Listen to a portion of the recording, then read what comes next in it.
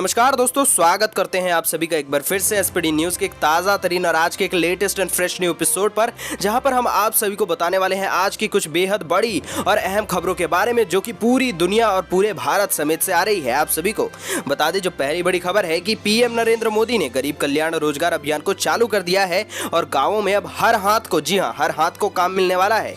बेहद बड़ी खबर है, आप सभी को इसके बारे में पूरी जानकारी देंगे, किस प्रकार से आपको नौकरी मिलेगी और किस प्रकार से आपको काम मिलेगा। अगर आप भी गांव में रहते हैं, एक छोटे से जिले कस्बे या फिर किसी भी छोटी सी जगह में रहते हैं, तो नीचे कमेंट जरूर कीजिएगा। इसी के साथ बढ़ते हैं अगली बड़ी खबर कि संक्रमण की शुरुआत में हो सकेगा कोरोना का इलाज, क्योंकि यहां पर ग्लेनमार्क फार्मा ने दवा बना दी है।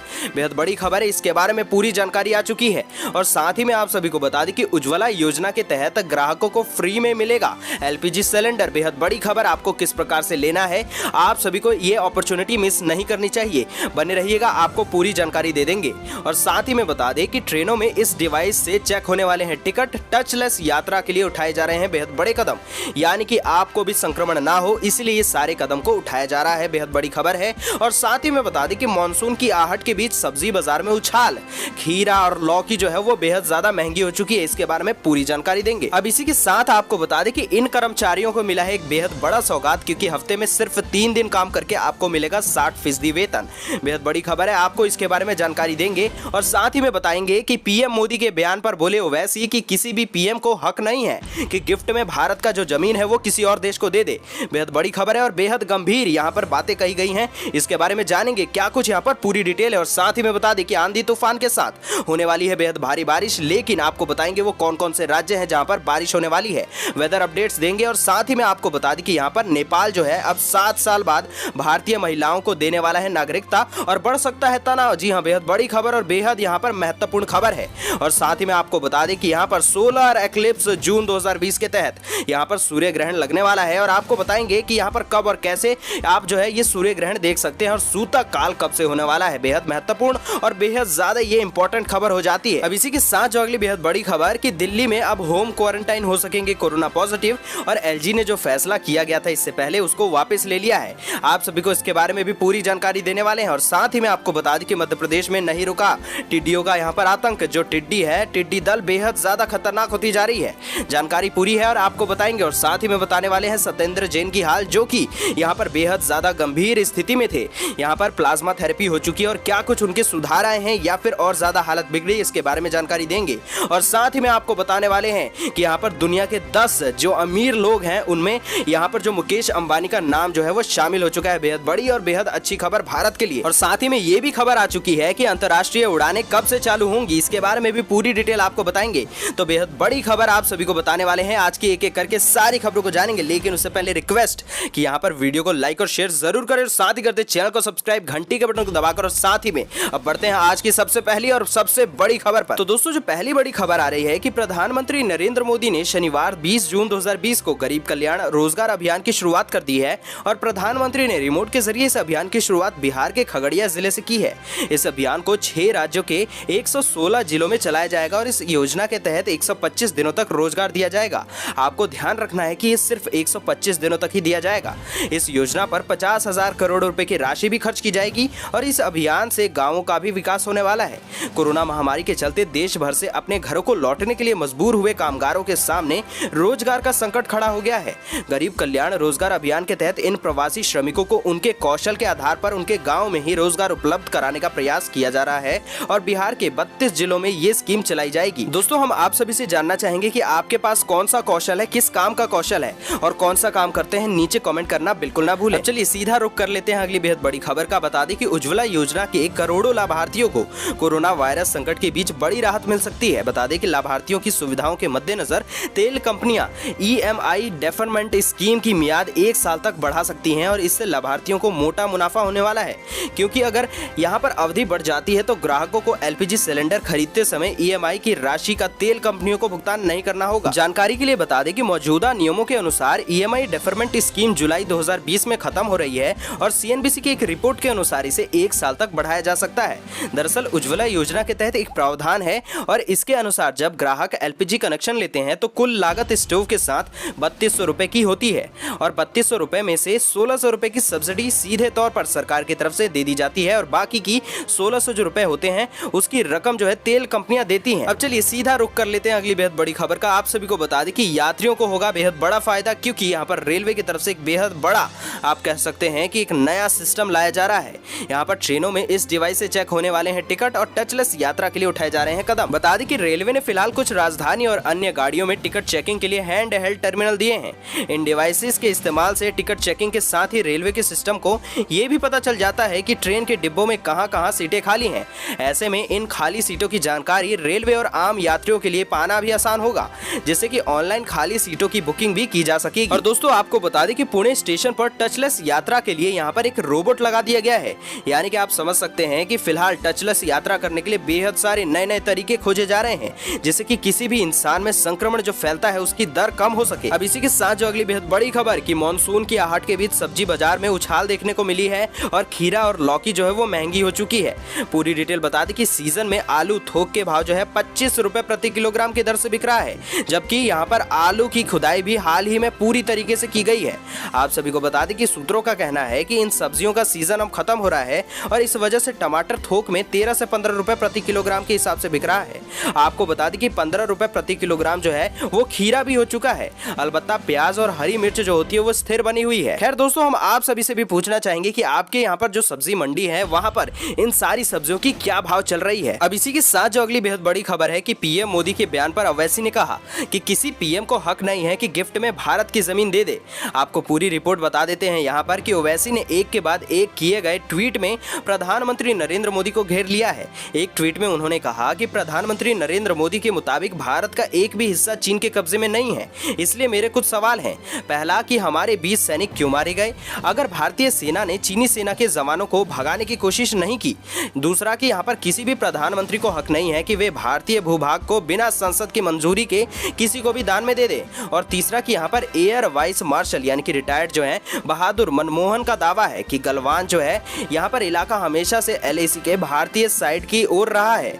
और आपको बता दें कि चौथा कि चीन के लोग दावा कर रहे हैं कि गलवान घाटी उनकी है और यहाँ पर यह कहना कि चीन का कोई भी कब्जा नहीं है, क्या प्रधानमंत्री नरेंद्र मोदी इसका समर्थन नहीं कर रहे हैं। एक अन्य ट्वीट में उन्होंने कहा कि अगर भारतीय क्षेत्र में कोई भी चीनी घुसपैठ नहीं है तो भारतीय वायुसेना को यह क्यों कहना पड़ रहा है कि LAC पर किसी भी स्थिति का जवाब देने के लिए हम तैयार हैं। तो चलिए दोस्तों अब जान लेते हैं वेदर अपडेट्स के बारे में। जी हाँ, बेहद बड़ी खबर है कि भारत मौसम विज्ञान विभाग यानी कि IMD ने अपने ताजा बुलेटिन आने वाले 5 दिनों के लिए मौसम से संबंधित जानकारी साझा कर दी है, जिसमें कि ज्यादातर राज्यों को अलर्ट पर रखा गया है। मौसम विभाग के अनुसार छत्तीसगढ़, बिहार, झारखंड, ओडिशा, पूर्व मध्य प्रदेश, केरल, माहे, तटीय कर्नाटक, उत्तराखंड के अलग अलग जगहों पर भारी से बहुत भारी बारिश की संभावना लगाई जा रही है।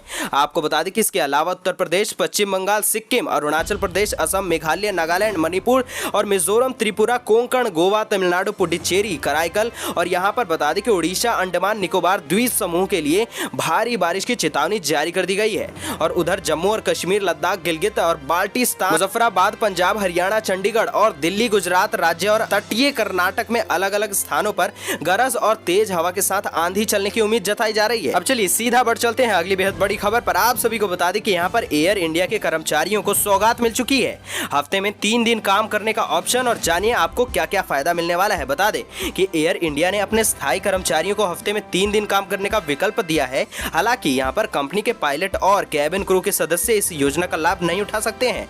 हालांकि अन्य स्थायी कर्मचारियों को हफ्ते में 3 दिन काम करने पर भी यहाँ पर 60% सैलरी मिलने वाली है। आप सभी को बता दें कि एयरलाइन के एक वरिष्ठ अधिकारी ने इस बात की जानकारी भी दी है, तो आप सभी को बेहद ज्यादा यहाँ पर लाभ मिलने वाला है। और आप सभी नीचे कमेंट में बताइए कि अगर आप भी एयर इंडिया में काम करते हैं तो। दोस्तों इसी के साथ जो अगली बेहद बड़ी खबर आप सभी को बता दें कि ग्लेनमार्क फार्मास्यूटिकल्स ने यहाँ पर कोरोना वायरस के इलाज के लिए दवा पेश कर दी है। इस बात की जानकारी कंपनी ने शनिवार को एक बयान में दिया है। बता दें कि ग्लेनमार्क ने शनिवार को कहा कि इसने वायरस के हल्के और कम लक्षण वाले कोरोना मरीजों के इलाज के लिए यहाँ पर फेबीफ्लू ब्रांड नाम से एक एंटीवायरल दवा यहाँ पर बना दी है और उसको लॉन्च भी किया है। साथ ही आप सभी को बता दें कि यहाँ पर मुंबई की कंपनी ने शुक्रवार को कहा था कि उसे भारतीय औषधि महानियंत्रक से इस दवा के लिए जो है वो मंजूरी मिल चुकी है। और आपको बता दें कि कंपनी ने कहा है कि फेबीफ्लू कोविड-19 के इलाज के लिए पहली खाने वाली दवा है जिसे की मंजूरी मिली। अब इसी के साथ बढ़ चलते हैं अगली बेहद बड़ी खबर पर। बता दें कि नेपाल अब 7 साल बाद भारतीय महिलाओं को देने वाला है नागरिकता और बढ़ सकता है तनाव। जी हाँ, पूरी रिपोर्ट बता दें कि भारत और नेपाल के बीच नक्शा विवाद का असर अब दोनों देशों के बीच सैकड़ों सालों से चल रहे रोटी बेटी के रिश्ते पर भी पड़ने लगा है। नेपाल में भी भारतीय महिलाओं को राजनीतिक और सामाजिक अधिकार से दूर रखने की साजिश के तहत नेपाल सरकार ऐसा फैसला ले रही है जो कि दोनों देशों के बीच हुए मैत्री संधि के भी खिलाफ है। आपको बता दें कि नेपाल सरकार ने भारत के साथ राजनीतिक और कूटनीतिक संबंध में तो दरार लगा ही दिया है और अब दोनों देशों के बीच होने वाले वैवाहिक संबंध और पारिवारिक संबंध को भी खत्म करने की रणनीति के तहत एक यहाँ पर जो है बेहद बड़ा कदम आगे बढ़ाने की कोशिश की है। आप सभी को बता दें कि यहाँ पर नेपाल के नागरिक से शादी करके वहां जाने वाले भारतीय महिलाओं को अब नेपाल की नागरिकता प्राप्त करने के लिए 7 सालों तक का लंबा इंतजार करना पड़ेगा। ऐसे में 7 वर्षों तक नेपाल में भारतीय विवाहित महिलाओं को भी सभी प्रकार के राजनीतिक अधिकार से वंचित रहना पड़ेगा। चलिए दोस्तों, जो अगली बेहद बड़ी खबर आप सभी को बता दें कि साल 2020 का पहला सूर्य ग्रहण 21 जून को लगने जा रहा है और खास बात यह है कि यह वलयाकार सूर्य ग्रहण होने वाला है जिसमें कि चंद्रमा सूर्य को करीब 98.8% जो है उसका भाग ढक लेगा। तो चलिए दोस्तों, अब जान लेते हैं कि यहाँ पर सूर्य ग्रहण की टाइमिंग क्या है। बता दें कि 21 जून को सुबह यहाँ पर 9:15 पर सूर्य ग्रहण चालू हो जाएगा और यहाँ पर 12:10 पर दोपहर में पूर्ण ग्रहण दिखाई देगा। इस दौरान कुछ देर के बाद यहाँ पर हल्का अंधेरा छा जाएगा और इसके बाद 3:04 पर सूर्य ग्रहण समाप्त हो जाएगा, यानी कि करीब 6 घंटे का लंबा यहाँ पर ग्रहण लगने वाला है। आप सभी को बता दें कि यहाँ पर ज्योतिषी के अनुसार किसी भी पूर्ण ग्रहण के शुरू होने के 12 घंटे पहले और यहाँ पर ग्रहण के 12 घंटे बाद का समय ग्रहण सूतक काल कहलाता है। मान्यता यह है कि इस दौरान मंदिरों में पूजा पाठ या फिर कोई भी शुभ कार्य नहीं किया जाता है।